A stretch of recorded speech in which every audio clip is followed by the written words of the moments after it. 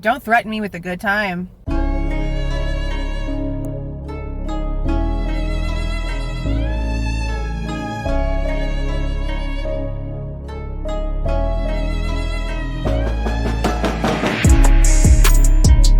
Hey guys, this is Jules with True Crime Reactions. Disclaimer. Everything stated in this video is my opinion and my opinion only. And just like everything else in these cases we discuss here on this channel, everything is alleged. Okay, so I'm sure that this clip has been seen by the majority of you guys.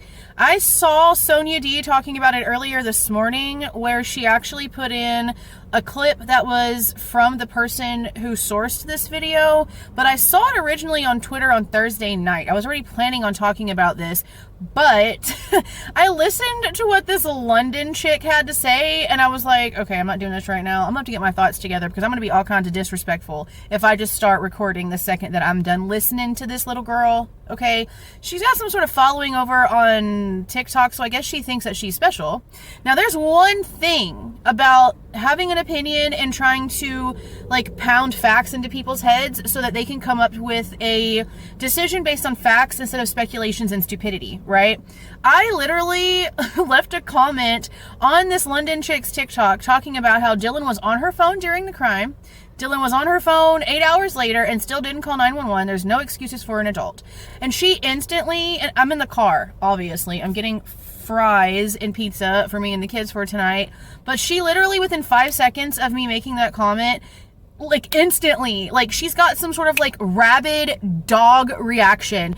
Don't feel comfortable posting stuff like that on my channel. Well, honey, Miss Ma'am, this is America, okay? So I'm going to feel comfortable saying whatever the hell I want to say, wherever the hell I want to say it. I don't give a shit if it's your channel or not. You can block me. So I don't understand how people can sit there and act like I'm like some sort of something because I try to get you to like understand facts. I don't try to push speculations and rumors and tell you that you're not allowed to come over here and think that way. Like, I don't know.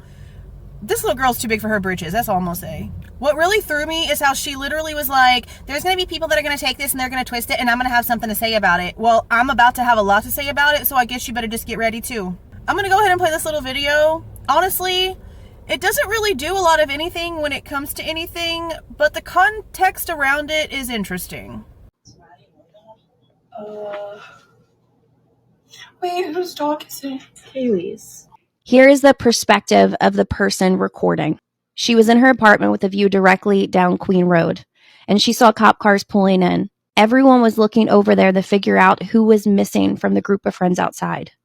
People gathered by the curb, and in the clip, you heard her and her friend who see a dog but didn't see Kaylee. And the university had sent out an email to the students, and even Laytall sending out a text that there had been a homicide on King Road. Friend watched police talk to Bethany, watched police take the Ring camera from the blue house, watched as they took Murphy out of the house into a cop car, and claims that she saw Jack arrive on scene. The cops asking him to show his hands. She said every male, including Jack, were all asked by police to walk with their hands in front of them like they were holding a platter. Jack went to the police station for questioning and ended up being able to take Murphy. So there's been a photo going around for a long time that's been a controversy, I guess. I never thought that it was trash bags. I knew for damn sure that there was a group of people sitting down next to that freaking dumpster because we were told from day one by the police that they summoned over friends, and we at least have one verified from Kaylee's mom. Whenever she talked to Daniel over on Intoxicated Turkey, Christy gave us Hunter Johnson's name.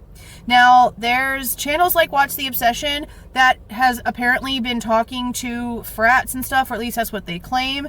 And with that, there's also Hunter Chapin's name and 4 other females' names also involved in that. And I'm not going to go through all the other people's names, but the 2 Hunters are very well known. Now, apparently in this video, the person that you sort of see in like a light pink color hoodie, sort of like facing the camera direction, that's supposed to be Hunter freaking Chapin, Ethan's brother.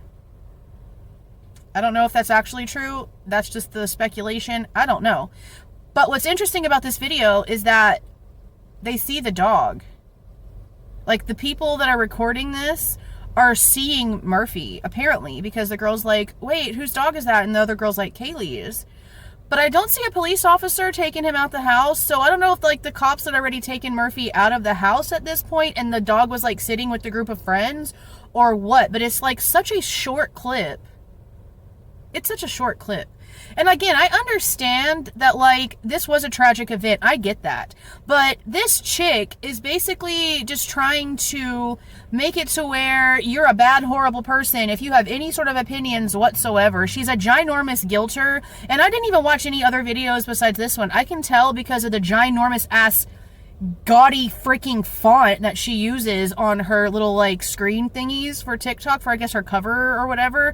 And she's just like a straight up guilter. You can tell that she's like too emotionally invested because she talks to people on the side. That's how I feel about it. And that's what I commented back to her too. I was like, you are obviously too involved with people that are close to this case to have like an unbiased opinion on what's happening, because you are trying to take what these other friends are feeling from watching what's going on and trying to also make that about Dylan and Bethany, and those two things could not be farther from each other.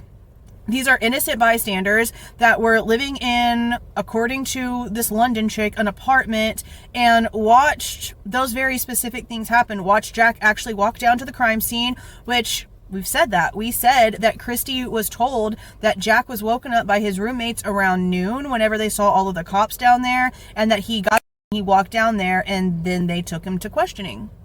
But there really isn't anything in this besides just like a couple of validations on some things that we kind of already knew. I don't know why this chick felt the need to come out with so much attitude about this video, because it doesn't show Dylan in distress. It doesn't show Bethany in distress. It doesn't show anybody in distress. Even the girl like talking in it honestly doesn't sound too emotional. Like, she sounds like she's like concerned, worried about what the shit's happening. But this is before anyone knew what was really going on. They haven't apparently walked over and talked to the friends that are sitting in that huddle. They were apparently just trying to see who all was missing. But at this point, you've got 4 people missing and then Dylan and Bethany. And we don't know if Dylan and Bethany are sitting in that circle. We have no clue. So it's the aggression from this chick from just this like little bitty snip is what was really just kind of like throwing me off about the whole thing. And to anyone who takes this clip, whether you screen record it, because I'm not new to the internet, so be it. But you best make sure that if you screen record this video of information that's not out there and you try to twist a narrative from this friend's perspective, I'm going to have something to say about that. Because there's one thing, again, me coming out and being like aggressive about facts because people are getting stuff misconstrued, or they're getting something wrong, or there's false statements or misinformation going around, and me coming out and being like, this is where it's stated, this is what the truth is, it's not this has no proof, here's the proof, this is what this is, that's different than what this chick is doing. And again, I feel like she's like trying to be protective over these people that sent the video whenever no one's looking at those people for nothing. Those people have nothing to do with what people feel about Dylan and Bethany. So again, I've got something to say, because I'm allowed to have an opinion, just like I allow everyone else that comes on my channel to have an opinion. Just the simple fact that she was like, don't be comfortable talking like that over here. Talking like what? I didn't say a cuss word. I didn't even say a fake cuss word like dang, all right? I literally said Dylan was on her phone during the crime. She was on her phone 8 hours later, and she still couldn't call 911. There's no excuse for an adult. And this little girl flipped her freaking lid. People like that are hilarious, because that's the type of people that some people try to act like I am, and I'm like, bro, hell nah. I'm a lot of things, but that kind of ridiculousness, no. But let me know if you guys saw this little clip of this little video before I put it out here. Again, I saw this on Thursday night. It is now Friday around like 6:20ish, and I'm in town like running errands, and just decided to put my thoughts out now because I wasn't gonna have time to sit down and do it later. And I want to know what you guys think. I don't really think that this like changes a lot of anything. Again, it just sort of like validates, if true, which there's no reason for any of this stuff right here to not be true. Like, come on now, let's not be that far gone in conspiracy land, because there's just no need for any of it. But again, if true, this just validates what we've already been told about for sure people coming over there. Again, we already knew that this was most likely a bunch of people sitting around a dumpster. I don't know why some people wanted to think that it was just a bunch of trash. I guess because it's around a dumpster and it's kind of far away and blurry, but you can tell those were people.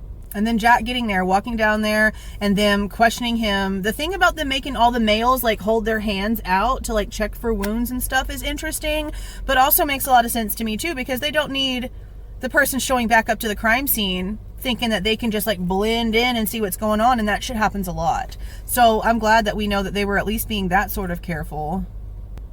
It's just insane. The whole thing is just so wild. I wish we just had the truth about what happened that morning, because the more that they keep everything quiet, the more that all of this gets stupid. And they can complain all they want to about people asking questions and trying to figure out what's going on, but they've done all of this themselves. If they were just upfront and honest about shit from the very beginning, then we wouldn't have so many questions. We wouldn't be questioning them about Bryan if they were more upfront. If they were honest about everything and not trying to be so shady, then maybe we could believe their story a little bit more than we do, but there's just not, no. But again, let me know what you guys think about this little clip, and if you've seen it before this video, down in the comments. If you like the way that I present this information and give my opinion, please don't forget to leave a like on the way out, subscribe to the channel if you were not subscribed already, and please don't forget to make sure that that notification bell is set to all so you don't miss any of my rants, reviews, reactions, updates, or deep dives. See y'all, and remember, fries before guys, all day long.